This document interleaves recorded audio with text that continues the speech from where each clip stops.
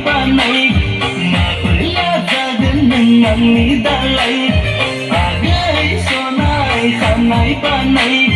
Makulagagan ng amidalay Dum gunay dendeng karlangan Hur gunay denlana kargan Dum gunay dendeng karlangan Hur gunay kargan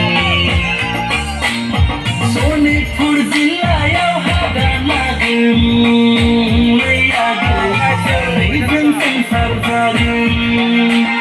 Sonit purzilayaw hadalagam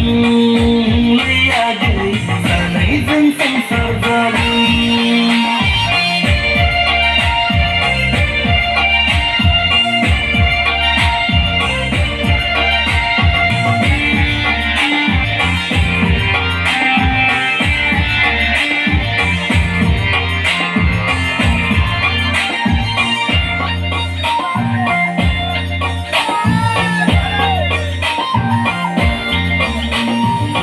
Tilay sana may nga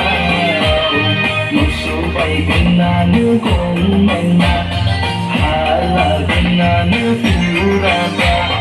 Lujuro mo nang dyan mo kurbagay Mayagay Ale-ale ng kudong karagay Koro ang kopi Mego ng sako Akayaw kopi